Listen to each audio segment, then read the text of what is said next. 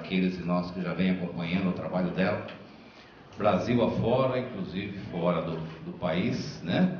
No YouTube nós temos ali um monte de palestras, de informações de alto gabarito para podermos refletir e pensar, né? Então nós ficamos assim muito felizes mesmo dela ter aceito o nosso convite e de estar conosco na noite de hoje, né? Como nós dissemos hoje à tarde, nós vamos aproveitar dela o máximo, né? Então vamos tirar o máximo que a gente puder dos conhecimentos aí que ela vem adquirindo através do tempo, né?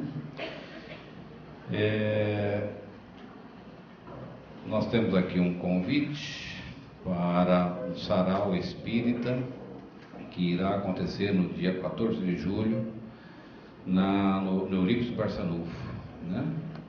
E das 14 horas, é isso? 14 horas. Aqueles que quiserem participar, então faça a inscrição, tem um pequeno valorzinho lá que vai ajudar no encontro dos jovens para a Cominoesp.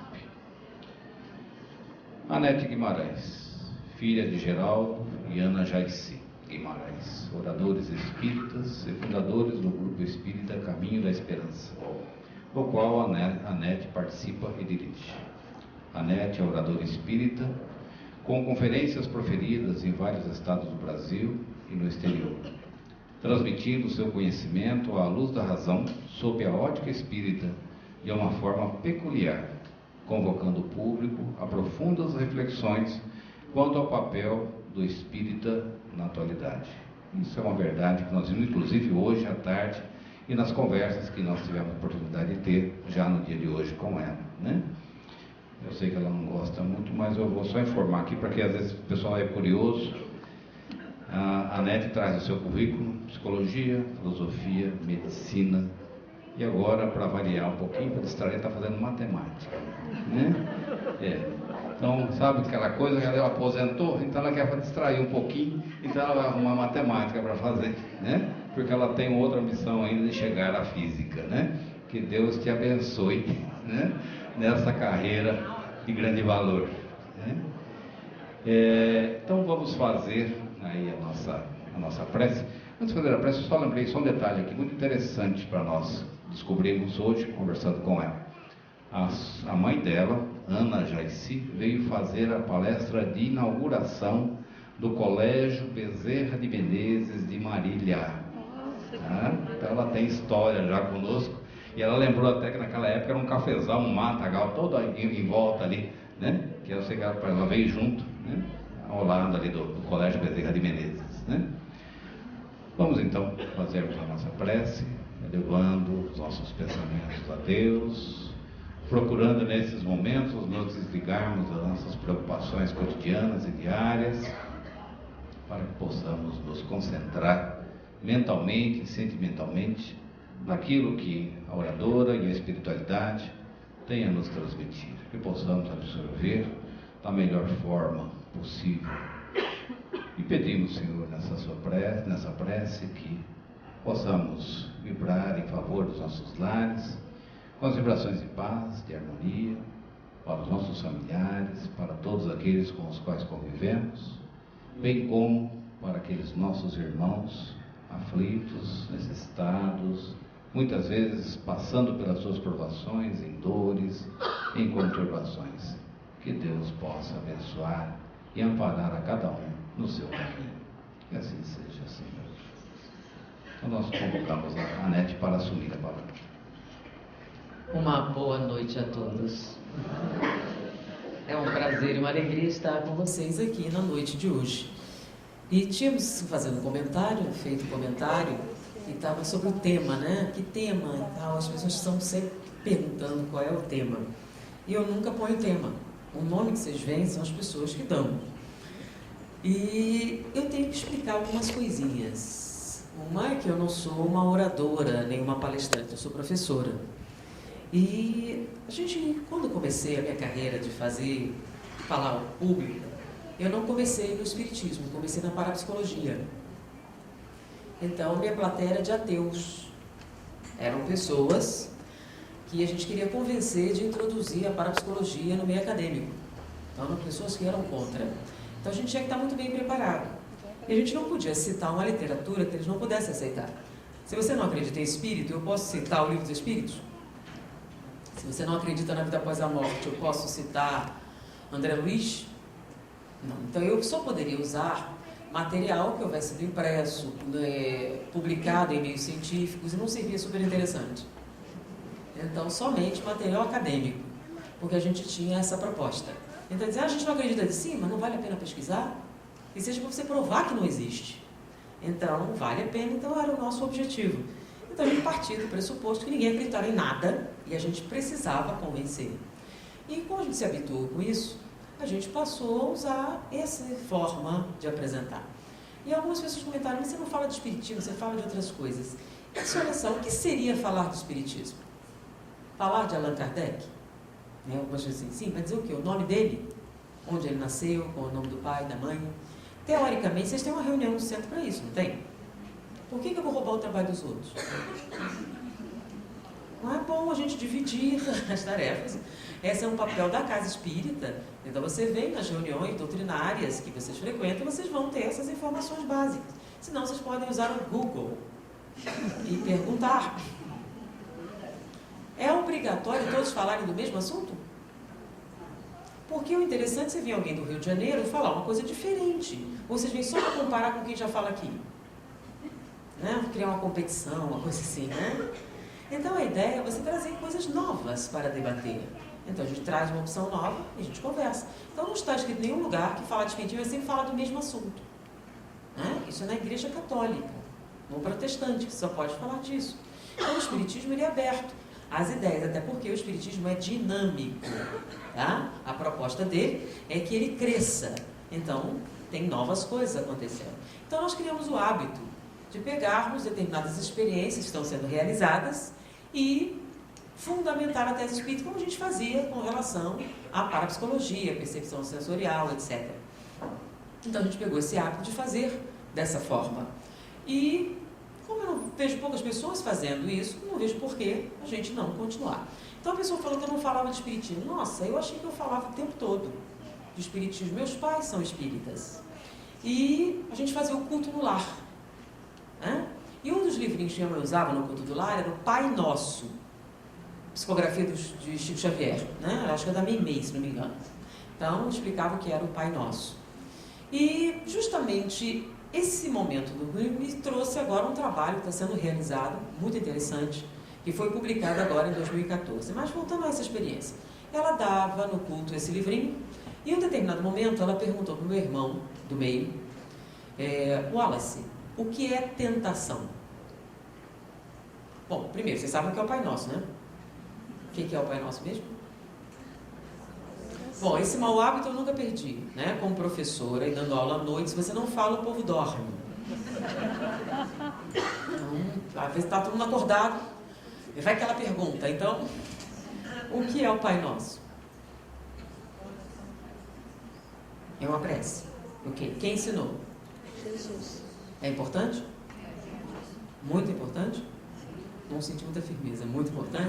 Sim. Muito importante. Então, vocês acreditam que é uma coisa séria e importante?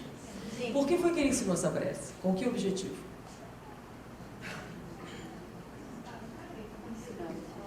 Como devemos falar com Deus? Ou seja, uma maneira mais eficiente de falar com o Criador. Então, é muito sério. Muito mesmo.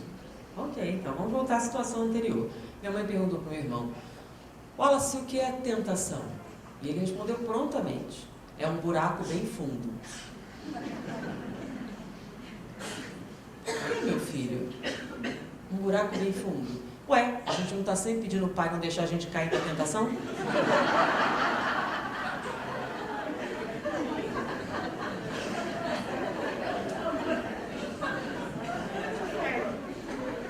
Filosoficamente até profundo. A gente nunca parou para pensar qual o significado disso numa criança, parou? Será que seu filho sabe o que é uma tentação? Você ensinou o Pai Nosso para ele? E ele sabe o que é tentação? Ou é um buraco bem fundo? Mas essa cena me veio à memória porque eu estava fazendo uma consulta médica, então estava a TV do lado passando um programa protestante, numa TV protestante, e num determinado momento o repórter falando com crianças, né? chegou para o menino e perguntou: meu filho, você sabe que o demônio existe? Sei. E você sabe como ele é? Sei. Como é o demônio? É o homem do saco. Por que, meu filho, é o homem do saco? Não, a gente sabe disso. Deus diz que é o homem do saco. Como assim Deus diz que é o homem do saco? A gente está sempre falando para ele nos proteger do mal, amém. É. E nos livrai-nos do mal, amém. É. Querem que eu traduza? E nos livrai do mal, amém. Do mal, amém. O homem do saco. E várias crianças concordaram com eles. Devem ter conversado sobre isso. E o mal, amém, é algo muito perigoso. Porque o pai tem que nos proteger do mal, amém. Isso, junto com a tentação, que é um buraco bem fundo, nos chamou a atenção sobre... O Pai Nosso é realmente importante? Realmente importante? Então, o que é tentação, gente? Tentação é uma coisa ruim? Bom, se fosse ruim, você não... Se fosse ruim, você não estaria tentado, estaria? Então, normalmente a tentação tem que ser alguma coisa o quê? Mas o que é a tentação? Qual o significado dessa palavra? E olha só, vocês rezam todo dia. Não nos deixeis cair em tentação e não sabem o que é. É um buraco bem fundo para vocês. É isso? É um buraco bem fundo? Bom, outra pergunta. Qual é a tentação que a gente deve evitar? Ele especifica na prece? Não nos deixeis cair na tentação do dinheiro. Não. Do sexo. Do poder. Não. Qual tentação, então? Todas. Sundae de chocolate incluído. Ele especificou qual era? Então é qualquer uma? Não, algumas sim, outras não. Quais a gente deve evitar e quais a gente deve deixar para lá? Isso não tem problema. Mas é uma tentação. Mas ele especificou qual era ou ele disse qualquer uma? Quando ele não especifica, você escolhe. Por exemplo, essa aqui é uma boa. Eu vou casar mesmo? Não é um problema, é? Não, né? Entenderam o que eu estou falando? Essa mesmo. Não é um problema, né? É igual sundae de chocolate. Depende. Ué, você disse que pode escolher? Porque não especificou, você escolhe qualquer uma, certo? Não, ou eles são todas? O sundae de chocolate incluído junto com essa.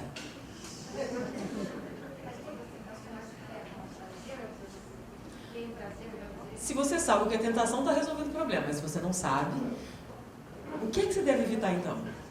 Não nos deixeis cair em tentação. O que é uma tentação? De novo, como eu falei à tarde, existe um livro muito bom que todos devem possuir, que esclarece muita coisa. Chama-se O Dicionário.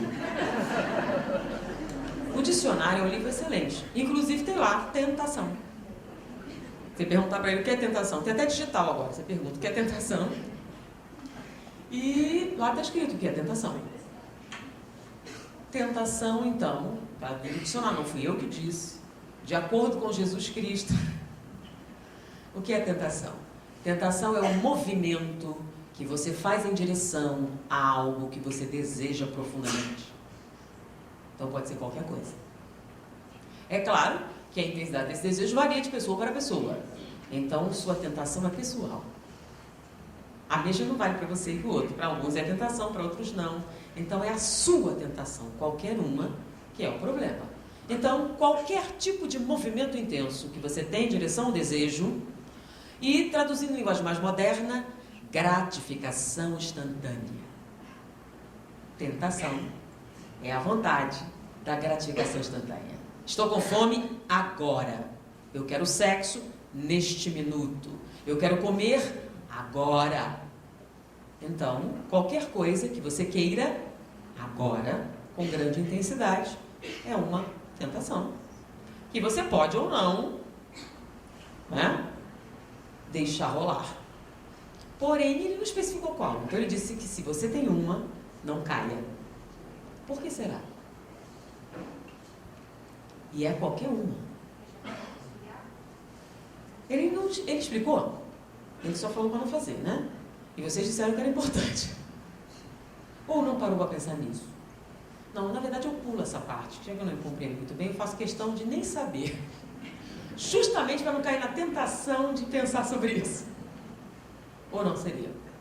Então, devemos ou não devemos cair em tentação? Nenhuma?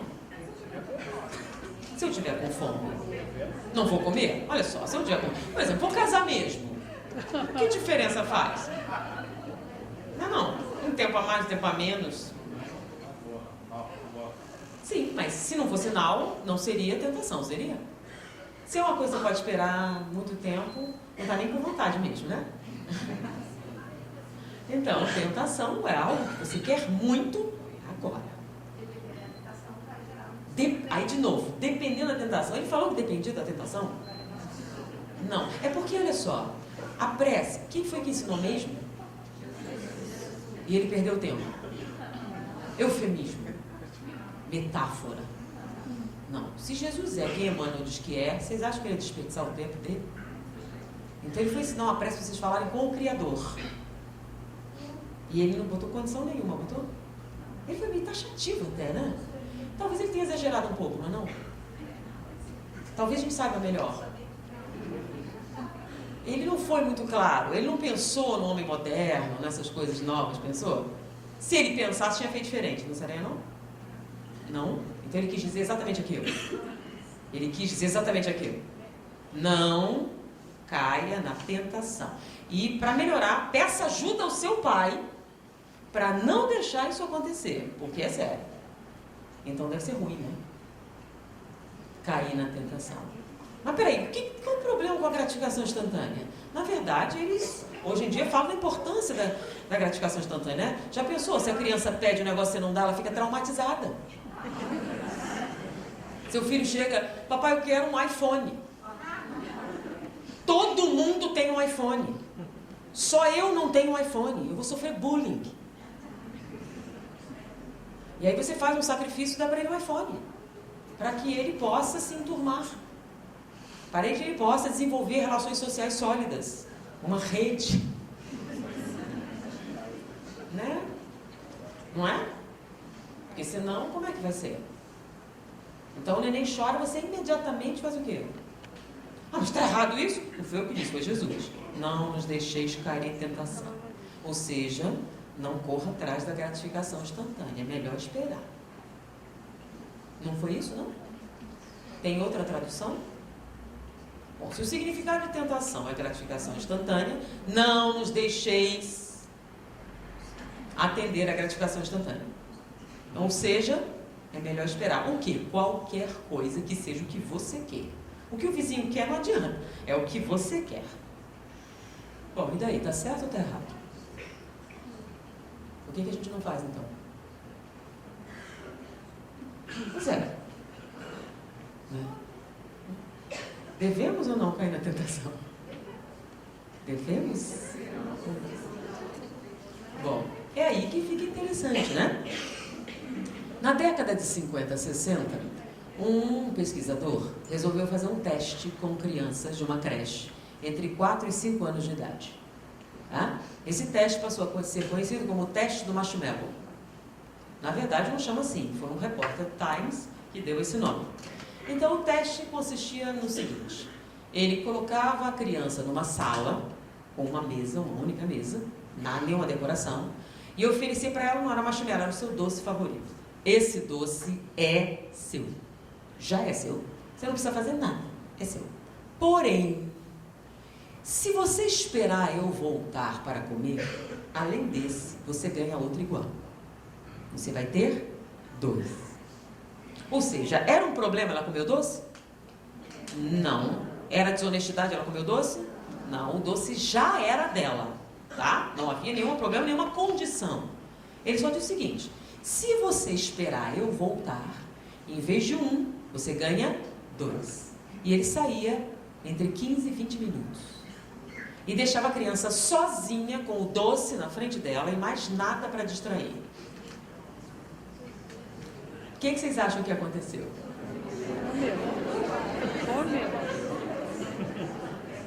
Uma noite, criança, assim que ele fechou a maçaneta, comeu o doce. A maioria comeu, mas alguns não fizeram isso. Teve uma menina que ficou cheirando. Ela cheirava, fungava o negócio o tempo todo. Um outro lambeu, ele lambia em volta. Esse tadinho, ele abaixou nos cantinhos e ficou fiscalizando todas as rodapés da sala, dando voltas para não olhar para o doce. Ai, que dó! Uma mastigou os cabelos, ficou de cabeça para baixo, pentou bananeira, fez tudo para não olhar para o doce. Ou seja, menos de 20% não comeu o doce. Esperou ele voltar. 80% deles caiu em tentação. Né? As 20% resistiram. Mas o que acontece é que depois do teste, que foi bastante criticado, esse pesquisador acompanhou as crianças por 50 anos. Durante 50 anos, ele acompanhou o desenvolvimento dessas crianças, comparando o desenvolvimento daquelas que resistiram com aquelas que não resistiram. Ao final de 50 anos, ele fez um relatório, dizendo que havia diferenças fundamentais no comportamento dos dois grupos. A questão é, Tostines vende mais porque é fresquinho ou é fresquinho porque vende mais? A questão é que as diferenças eram tão significativas e tão radicais que ele propôs. Essas crianças tiveram um comportamento diferente porque tinham cérebros diferentes, ou eram geneticamente diferentes, ou alguma coisa que elas fizeram as levou a manter essas diferenças. Então, a segunda parte da pesquisa levou 10 anos. Um grupo de neurologistas avaliou a cerebração daquelas crianças, já eram adultos, para ver se elas tinham diferenças cerebrais, estruturais ou genéticas. Genéticas não, mas cerebrais e estruturais sim, elas tinham diferença. Bom, elas tiveram aquele resultado por causa da diferença ou a diferença aconteceu por causa do resultado? E aí vinha a terceira parte da pesquisa, que ele já não podia fazer, que ele já estava idoso, mas a sua filha assumiu. E durante 4 anos, ela pegou crianças e treinou em adiar a gratificação instantânea, para ver se eles iriam desenvolver a mesma anomalia presente nas crianças originais. E ao final de 64 anos de pesquisa, eles publicaram um livro, O Teste do Marshmallow, o poder do autocontrole. Os resultados foram tão intensos, a metodologia foi tão transparente, que provocou uma certa comoção, e o Congresso americano reuniu um grupo de pessoas e preparou uma cartilha para educadores, neurociência para educadores, para que os educadores pudessem tomar conhecimento dessas novas descobertas, porque a forma de encarar o processo educacional ficava diferente de acordo com isso. O livro saiu em 2014, tá? E a cartilha em 2015. E por incrível que pareça, nós já traduziram para o português, né? Então já tem neurociência para educadores disponível, para as pessoas entenderem um pouquinho sobre o que é que essas propostas estão fazendo diferente. Bom, mas o que foi que ele descobriu? Algo estarrecedor. Ele descobriu que as crianças que resistiram à tentação eram 32% mais inteligentes, eram mais criativas, mais adaptáveis socialmente. Bom, é óbvio, tinham casamentos mais duradouros, né? Mas tá meio óbvio, né? Resistir à tentação faz parte. Eles eram mais capazes de manter a calma sob pressão. Diante disso, numa crise, eles eram muito mais resistentes a perder o controle das suas emoções do que em outras circunstâncias. Ou seja, eles eram muito melhores do que quem não resistiu à tentação. Mas a pergunta é, por quê? Lembram? Tostines vende mais porque é fresquinho ou fresquinho que vende mais? Eles eram diferentes e por isso tiveram esses resultados? Ou eles tiveram esse resultado em virtude da comportamento diferente? Bom, estudando a celebração deles, eles notaram a diferença. Uma diferença significativa. Então, Aqueles que resistiram à tentação tinham alterações nos seus neurotransmissores. Em algumas áreas havia um desenvolvimento bem maior, tá? E alguns neurotransmissores estavam mais presentes do que outros. Era por isso que eles resistiram à tentação? Nasceram assim? Eram especiais? Bom, sua filha desenvolveu um experimento que era pegar as crianças e treiná-las em adiar a gratificação. Equivale a dizer o seguinte: então o bebê chora. Em vez de automaticamente atender, aumentava cada vez mais o tempo antes de atender. Tá? E fazia isso e as crianças começavam então a verificar que elas seriam atendidas, mas não no tempo imediatamente equivalente. Então ela foi cada vez mais adiando a gratificação instantânea, criando dificuldades. Tá? Não, olha só, não é você tirar da frente, aí deixou de ser tentação, tá? É, apesar do desejo, aprender a esperar pacientemente, tranquilamente, para saciar os seus desejos. O nome disso é adiar a gratificação instantânea. E o resultado foi estarrecedor. Elas começaram a desenvolver a mesma alteração química que fazia com que sua capacidade intelectual aumentasse. Sua eficiência no aprendizado e criatividade aumentasse. Por quê? Porque o treinamento em adiar a gratificação aumentava a eficácia da dopamina. A dopamina é o neurotransmissor responsável pelo autocontrole. É o que controla os nossos impulsos e que nos permite ser racional em meio aos problemas. Quem não tem a mesma função da dopamina é aquela que se descontrola sob pressão. É aquela que não é capaz de controlar suas emoções. Pessoas treinadas em adiar a gratificação são capazes de fazer isso. É a tal famosa inteligência emocional. A inteligência emocional está ligada diretamente ao adiamento da gratificação instantânea. Mas como isso acontece? É simples. Toda vez que a gente tem um desejo, qualquer que seja ele, nós produzimos o que chamamos de catecolaminas. Então, por exemplo, fome. A fome é uma sensação agradável? É ruim. Mas como é que funciona a fome? Então vamos imaginar que você tem uma baixa energética. Então você está com pouca energia. E isso equivale a dizer que você está hipoglicêmico. Então você tem uma baixa de açúcar no sangue. E nós no cérebro temos um sensor que mede isso. Então, se ele nota que você está em estado de hipoglicemia, ou seja, que a energia disponível não é aquela que você necessária, ele dispara um aviso.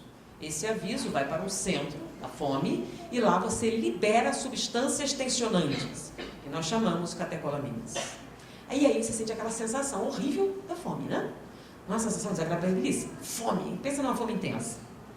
É uma coisa gostosa? Não. Aí isso tem por objetivo obrigar você a agir para aumentar essa glicemia. Então a fome existe para obrigar você a agir.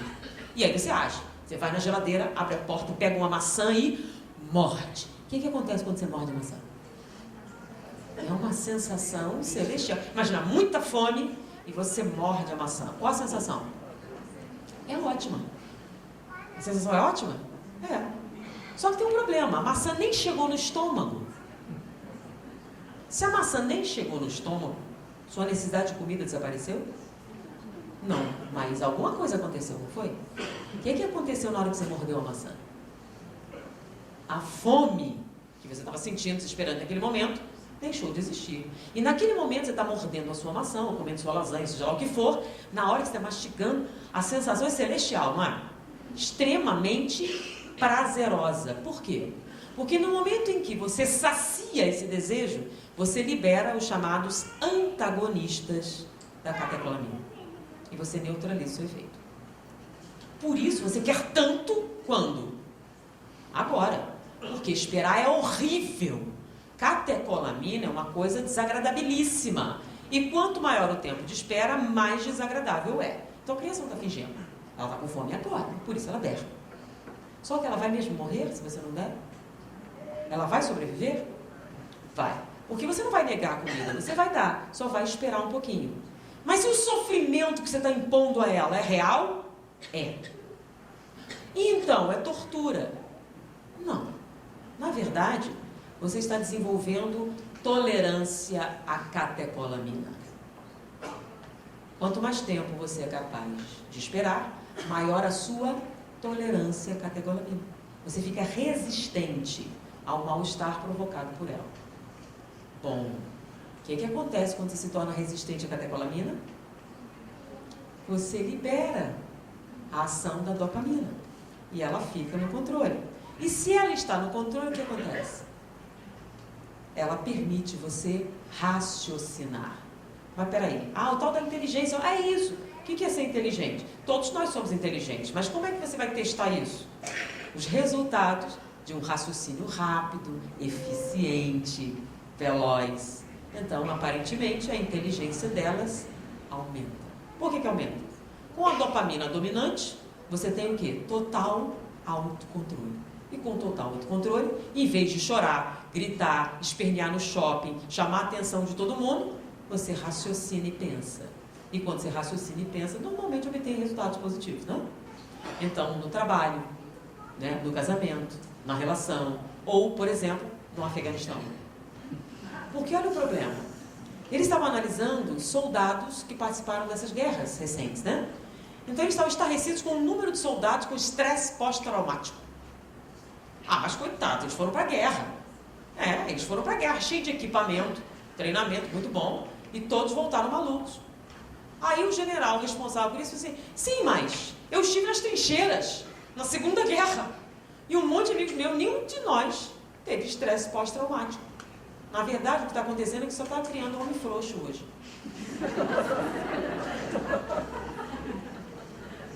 Nós estávamos lá sem equipamento, sem treinamento adequado, sem nada, e ninguém veio com frescura. Não fui eu que disse, foi o general, né? Bom, e ele estava falando, não é possível. Então, não é possível. O que ele estava dizendo? As pessoas simplesmente não conseguem lidar com o desconforto, com a frustração, com a impossibilidade. Perdeu o emprego, resolve se matar. Não conseguiu a promoção, entra em depressão profunda. É por quê? Porque a sociedade moderna é muito terrível? Não, é porque o que acontece quando você dá tudo que a criança quer na hora que ela pede? Ela fica o quê? Qual é o nome que a gente dá? E o que acontece quando ela cresce? Isso se reflete em quê? A total incapacidade de lidar com a catecolamina. Toda vez que ela é liberada no sistema, ele entra em pânico. Por quê? Porque é horrível. E você sabe que quanto mais velho você fica, mais sensível. E como você não foi treinado na infância, na tolerância, você desenvolve intolerância à catecolamina. Basta liberar para você entrar em parafuso. Você entra em desequilíbrio de neurotransmissores e dá origem aos transtornos bipolares, transtornos depressivos, transtorno psicótico com a maior facilidade. Então, ele supõe que a nossa tendência a transtornos mentais vem da falta de disciplina na infância. Equivale a dizer que resistir à tentação é uma boa. Porque se torna um ser humano mais eficiente, mais capaz, mais apto a lidar com seus problemas, mais apto a se integrar em sociedade, um melhor líder, uma melhor pessoa. Bom, ele confirmou isso sim. As crianças que começaram a treinar em adiar a gratificação começaram a ter desempenhos escolares melhores. Porque na experiência original, o que ele notou? Por que chamou a atenção? Aqueles que resistiram à tentação tinham notas melhores, melhores desempenhos escolares, tinham menos problemas sociais, menos transtornos comportamentais. O que tem a ver uma coisa com outra? Tudo. Então, se você é treinado na gratificação instantânea, você simplesmente não consegue lidar com problemas. Não consegue lidar com a fome. Isso ocasiona alguns transtornos, por exemplo, né? Eu falei que a fome é desagradável, né? E você come um pedaço de bolo. Na hora que você está comendo é maravilhoso, não é? Terminou, você continua com fome. Aí você come o segundo pedaço de bolo. E quando você está comendo é ótimo. Quando termina, você continua com fome. Você come o terceiro pedaço. No sétimo, você está até aqui, está quase vomitando o bolo. Mas você continua com fome. Por quê? Essa fome é real? Tanto é real que você dá um moderador de apetite, funciona, não fica magrinha. Mas depois o que acontece? A fome é real. O que acontece é que a fome que ela está sentindo não é de bolo, é de outra coisa. Por exemplo, alguém que sofre de falta de atenção, né? Você tem um parceiro e não te dá atenção. Aqui, deixa pra lá, vamos no shopping fazer compras. O nome disso é compensação. Então, na hora que você está ali comprando, você se sente ótima. Só que quando termina, está cheio de dívidas. E comprou um monte de coisa que você não precisava. Mas você volta e faz de novo. Por quê? Você não consegue lidar com a catecolamina. Você quer aliviar. Serve qualquer coisa, inclusive a compensação. Você tem desejos sexuais não satisfeitos. Comer bolo é tão bom quanto. Vamos comer bolo. Você fica obesa e com os mesmos problemas anteriores. Talvez até piore. E resolveu o seu problema. Então, por que você faz isso? Porque você não consegue lidar com a catecolamina. Então, serve tudo para aliviar os sintomas do desejo premente. Então, por exemplo, vou casar mesmo, né? E se não casar? Você pode mudar de ideia? Talvez possa, né? Por exemplo, na codificação você tem os casamentos de provas, casamento de expiação, casamento feliz, não tem? Só que tem uma modalidade nova que não está lá, porque é moderna. É o acidente de percurso. O que é um acidente de percurso? Você vai para um bar, enche a cara e deu no que deu. Estava no programa? Não. Mas você vai ter que lidar com isso. Por que você fez isso? Vamos ver que isso é uma incoerência. É uma forma de compensação, uma forma de fuga. E você faz isso porque não consegue lidar com a catecolamina. Vamos lá. Muitos de vocês comeram antes de vir para cá, não foi? Todos escovaram os dentes? Eu não trouxe minha bolsa, mas eu tenho um paletó, uma escova de dentes. Alguém quer emprestada? Tá limpinha. Eu sempre lavo depois de usar. Alguém gostaria de me emprestar? Não. Vocês sabem a importância da higiene bucal? Depois de comer e tudo? Não querem emprestar? Eu vi o povo comendo aqui, mastigando, tomando Coca-Cola. Querem escova emprestada? Eu uso Listerine e tenho um programa, tenho assistência dentária. Não querem emprestar? Por que não? Por que não? Cada um tem que ter a sua pessoal. Mas qual o problema? Está limpa. Eu não sou possessivo, eu empresto. Qual o problema? É um problema? Eu vejo o povo fazendo cara de nojo, estou dizendo que é limpinha. É anti-higiênico. Olha a cara de nojo que você está fazendo. Anti-higiênico. Sim. Vocês concordam com isso? É anti-higiênico, pessoal, etc? Ok. Vocês são tão hipócritas e incoerentes, né? Vocês vão numa festa, deixam uma pessoa estranha enfiar a língua na sua boca e não acham estranho.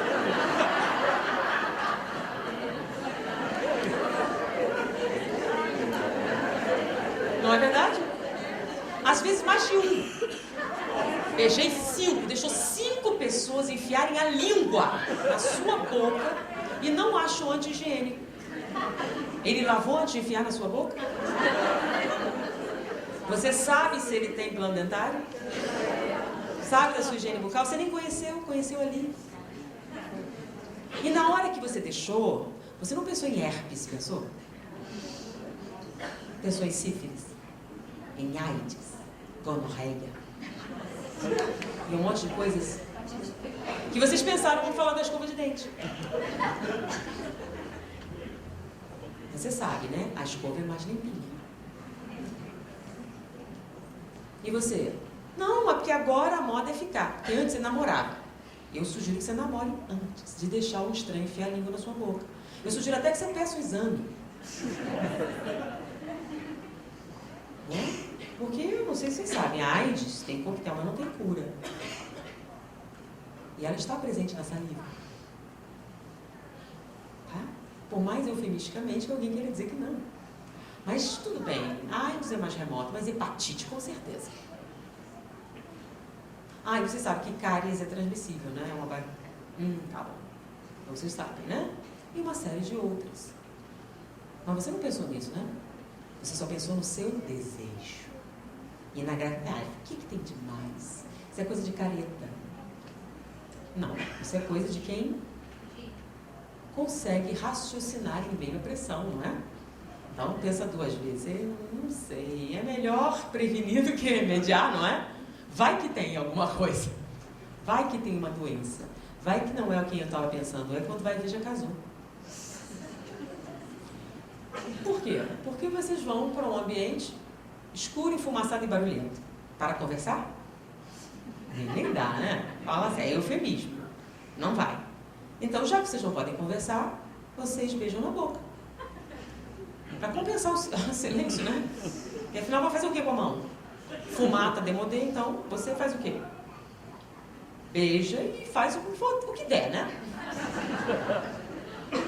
Com uma pessoa que você não conhece bem. E não acha isso estranho. Não acha incoerente. Não acha nem anti-higiênico. Na verdade, você acha que isso é moderno. Saudável, esperto. Não, não é.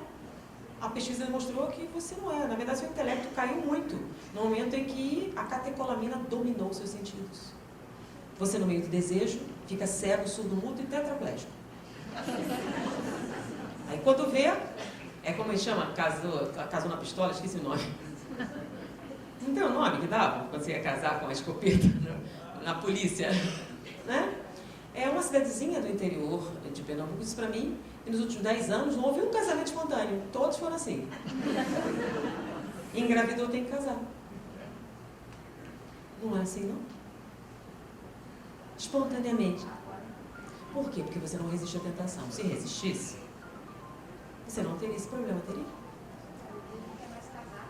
Você poderia pensar antes de agir. Você poderia ponderar antes de tomar uma decisão. Você poderia pensar um pouco se vale mesmo a pena você se comprometer. Não estamos falando nada de moralismo e bons costumes. Estamos falando de puro raciocínio, puro coeficiente intelectual, pura estatística, se vocês quiserem. Né? Que é coisa mais materialista do que estatística. Né? Números. Então, qual o resultado da experiência? Resistir à tentação é uma das melhores coisas que você poderia ensinar às suas crianças. Farão com que elas se tornem seres humanos melhores, mais eficientes, mais inteligentes, mais criativos, melhor equipados para lidar com os problemas futuros, né? A gente está tendo escassez de um monte de coisa. Problema não falta na vida, falta. Você está preparando eles para lidar com isso? Ou está preparando eles para se jogarem no chão, espernearem e gritarem como fazem hoje? Dá para arrumar depois de velho?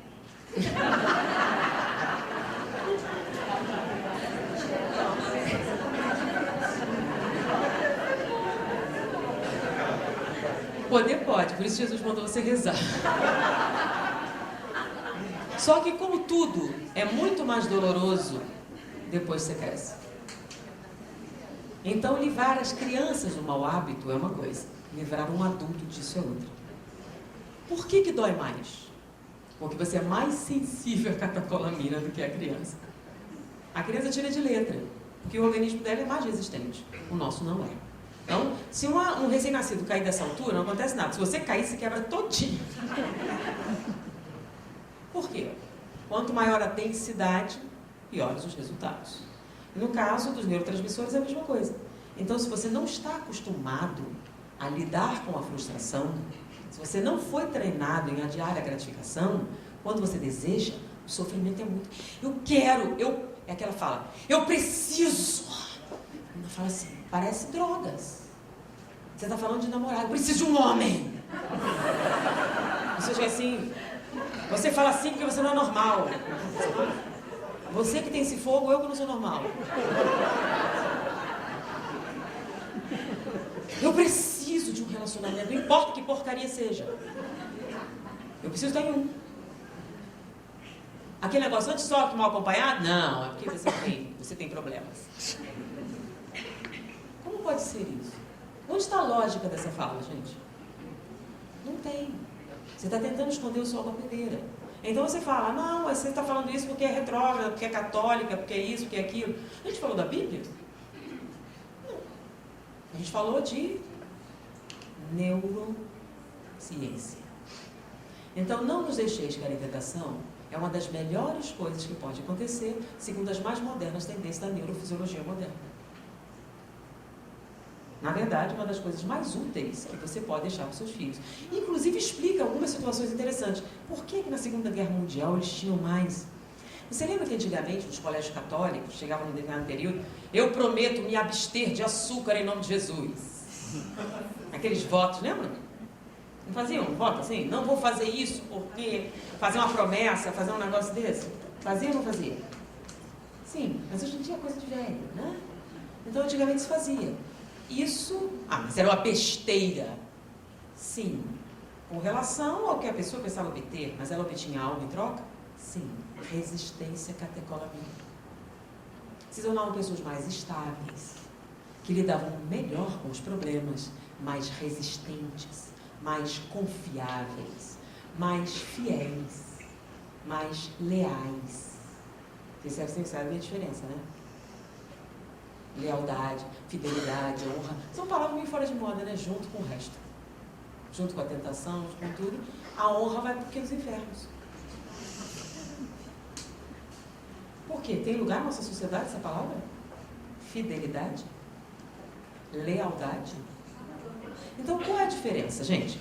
Lembra? Empenho minha lealdade ao rei da França. Quando você empenha a sua lealdade, você promete, se ele precisar de ajuda, você ajuda. Mas você não prometeu exclusividade, prometeu? Não. Fidelidade é: prometo a minha honra em nome exclusivamente de fulano. Então, fidelidade é exclusividade. Então, se você faz um voto de fidelidade, o que você está dizendo? Você está pressupondo exclusividade, mas você não é capaz de cumprir, porque a catecolamina não deixa. Né? Porque quando o desejo vem, você tem que entender, né? É mais forte do que eu. Não é isso, não? Não fala isso. É mais forte do que eu. A carne é fraca. Não, você que não resiste à catecolamina. Né? Você que não tem resistência. Você que perde a sua inteligência no momento em que ela está ativa. Então, como é que funciona na realidade? Não é que a carne é fraca ou coisa parecida. Você simplesmente não é capaz de raciocinar. Não tem o suficiente. Não tem autocontrole. Você não tem dopamina suficiente para raciocinar. Vale a pena fazer isso? Eu vou lidar bem com os resultados dessa experiência? Esses minutos de prazer valem o sofrimento que vai valer? Se você pudesse raciocinar, você veria matemática simples, né? Você faria custo-benefício. Mas como você não pode raciocinar, você perdeu sua inteligência junto com a catecolamina, você não pode fazer essa conta. Então, o que acontece com a sua vida? Vai para o buraco e você pergunta: por que Deus fez isso comigo? Nossa, coitado, já notaram? Que problema? Hã? Então você vai assistir a Copa no Rio de Janeiro, tá lá, aí estaciona o carro, quando você volta o carro não tá lá. Onde estava Deus que não tomou conta do meu carro? Poxa, ele estava ocupado mantendo a gravidade, mantendo os planetas em movimento, mantendo o universo em expansão, todas as leis da física, e além de tudo isso, você quer que ele seja flanelinha também. Porque você quer. Porque você é o centro do universo. O que é uma pessoa mimada? O que é uma pessoa mimada? Que quer agora. Os outros não importam.